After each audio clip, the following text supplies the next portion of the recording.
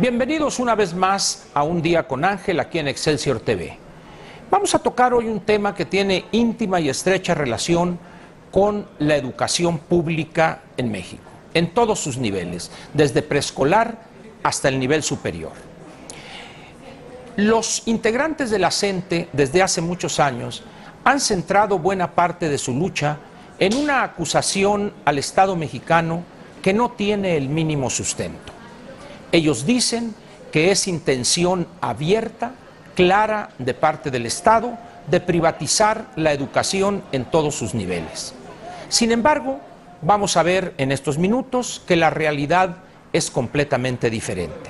Yo lo invito a que en los próximos minutos me siga usted con atención, porque la conclusión que extraeremos al final de este Día con Ángel es que son otros los que han impulsado realmente, en verdad, la privatización de la educación pública en México. Mire usted, hace quizá 30 o 40 años, todavía los funcionarios solían enviar a sus hijos a escuelas públicas.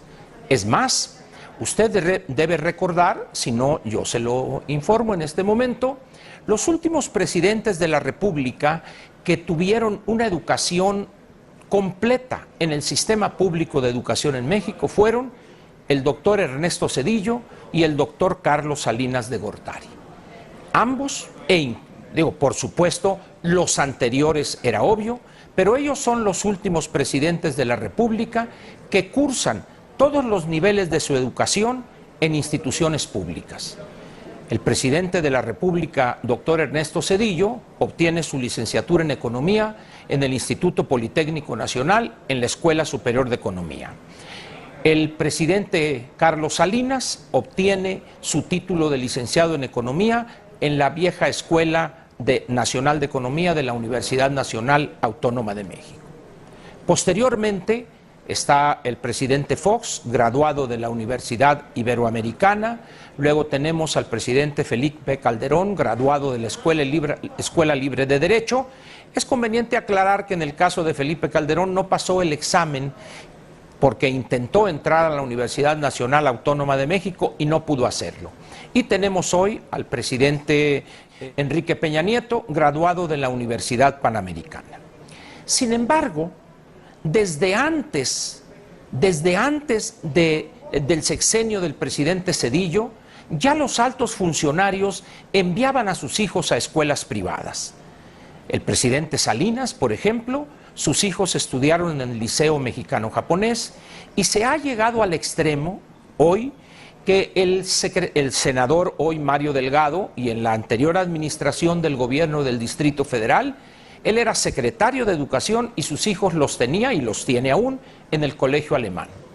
No contento él con este desprecio al área funcional que él encabezaba y tenía la responsabilidad de elevar la calidad, a pregunta expresa de un reportero en relación con este hecho preocupante o inusitado, si usted quiere, la respuesta de él fue de un cinismo que preocupa.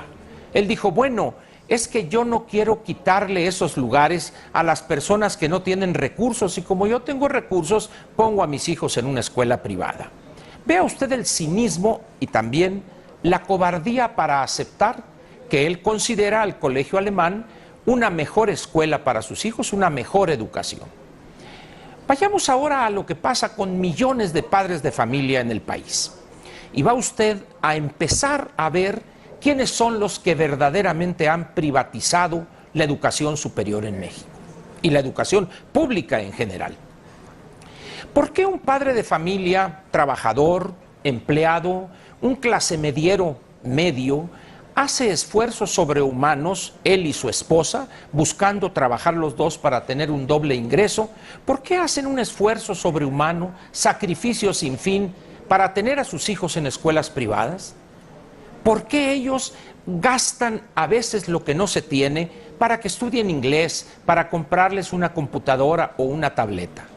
Porque están pensando que es una obligación de ellos darles la mejor educación que puedan obtener. Y entonces vemos así que una gran cantidad de padres de familia, no solo en el Distrito Federal, sino en el país entero, sacrifican muchas cosas para que sus hijos obtengan la mejor educación. Y la pregunta sería aquí, ¿en verdad la obtienen? ¿En verdad la escuela pública es tan mala que hace que millones de padres de familia hagan esfuerzos sobrehumanos a veces para darles a sus hijos una educación en escuela privada? En algunos casos esto es cierto, pero en otros no lo es tanto. Pero lo importante aquí es que esos padres de familia se han visto obligados a sacar a sus hijos en algunos casos de una escuela pública o en otros a no inscribirlos en escuelas públicas porque ven las imágenes y ven el comportamiento que tienen los maestros del sistema de educación pública en el país. En algunos casos destrozando propiedad privada y propiedad pública, en otros bloqueando carreteras, cercando edificios, impidiendo que los trabajadores lleguen a su lugar de trabajo, en otros casos coartando la libertad de expresión que ellos ejercen en la impunidad total, coartando ese derecho a otros ciudadanos. Estos profesores, entre comillas, con su actitud, envían un pésimo mensaje a millones de padres de familia en México. ¿Qué hace el padre de familia al ver ese gangsterismo sindical que priva rampante y sin freno alguno en el sistema de educación pública en el país? Lo que hace simplemente es proteger a los suyos. ¿Cómo? Como lo entiende, como lo ve. Él dice: es mejor la escuela privada porque ahí no hacen huelgas, porque ahí no hacen plantones, los maestros asisten todos los días y mi hijo tiene un ambiente académico más sano y de más calidad. Cuando están en la primaria y en la secundaria pensará usted, bueno, las cuotas son bajas, las que tiene que pagar en una escuela privada, y puede solventarlo. Pero ¿qué pasa cuando llega al bachillerato y luego a la educación superior? En ese momento las cosas se complican. ¿Por qué? Porque el esfuerzo económico es las más de las veces sobrehumano. Y si nosotros tomamos en cuenta los números de las cantidades que entrega el sector público, el Estado mexicano, a esas escuelas, se va usted para atrás. Cada estudiante de nivel superior en el país, lo que el erario entrega a las universidades son alrededor de 67,000 pesos. Y dice uno, bueno, ¿de qué sirve entregar esa cantidad? ¿No sería mejor darle ese dinero a cada padre de familia por cada hijo que tuviere en la universidad? Que tuviera deseos de sacarlo de ahí al ver el desastre en que se han convertido esas escuelas, aun cuando él tuviera que aportar una parte de eso. ¿Por qué no analizamos esa posibilidad? Al final de cuentas estamos aquí ante un proceso que viene de lejos. Otro cáncer que ha brotado incontenible en el sistema de educación pública son los sindicatos, dueños y señores de la parte administrativa, de la promoción para plazas de mejores condiciones, etc. Yo le preguntaría a usted, ¿ha sabido de alguna huelga de maestros en la Universidad de Harvard, por ejemplo? ¿O en la Universidad de Lovaina en Bélgica? ¿O en Oxford o en Cambridge en el Reino Unido? ¿O en la Universidad Mikhail Lomonosov en Moscú? ¿O la Universidad Tsinghua en Pekín? No, porque ahí las cosas funcionan de otra manera. Las escuelas universitarias, el nivel superior, en todas las sociedades son para los mejores independientemente de su posición económica. Por eso han desarrollado sistemas que permiten a los estudiantes que no tienen recursos becas o becas crédito para que puedan estudiar. Evidentemente, dar a cambio algo tan sencillo como son calificaciones aceptables. En México, aproximadamente 6 millones de estudiantes entran a la escuela secundaria. De esos 6 millones, 4 entran a la preparatoria o al bachillerato o a la vocacional o a los CECITES, si es una carrera técnica, y de aquellos 6 que entraron a la secundaria y 4 a la preparatoria o al nivel medio superior, solamente 3 llegan a la educación superior, 3 millones. En el camino se quedaron 3 millones que no pudieron estudiar. De los 6 a los 4 hay 2 que no pudieron entrar a bachillerato. Sin embargo, el gobierno entrega por cada estudiante por año en el nivel superior, ya dije, casi 67,000 pesos, son las cifras del año 2012 al 2013. Pero para la secundaria entrega menos de la cuarta parte. Es injusto esto. ¿Pero por qué le da más a los estudiantes de educación superior?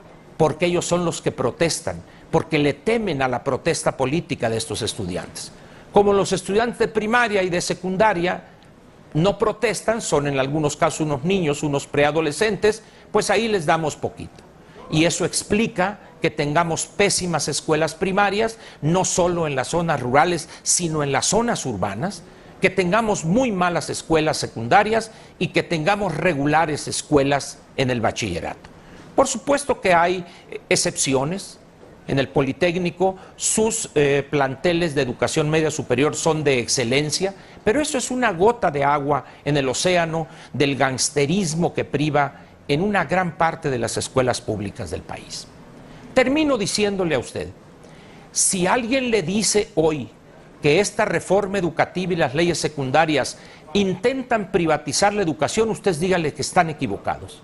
Quien realmente ha privatizado la educación superior, que ha impulsado el surgimiento de miles de escuelas primarias privadas, de kinderes privados, de secundarias privadas, de preparatorias y de universidades privadas, son estos bandoleros de la CENTE.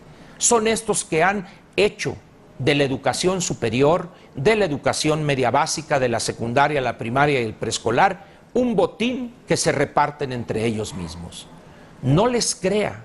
Repito, termino diciéndole, los verdaderos privatizadores de la educación en México, de la educación pública, son indiscutiblemente estos bandoleros que usted los ve ahorita bloqueando el aeropuerto, mañana los verá destrozando puertas en algún edificio histórico en el país. Ellos son los verdaderos privatizadores de la educación pública en México y no como pretenden hacerle creer a usted, que las leyes secundarias de la reforma constitucional del 3 y del 73 son las causantes. No se deje usted engañar. Muchas gracias por su atención y lo espero mañana otra vez aquí en Un Día con Ángel, en Excelsior TV. Y no me voy antes de decirle que para que su día sea completo, obligadamente tiene que ser un día con Ángel. Muchas gracias y muy buenas noches.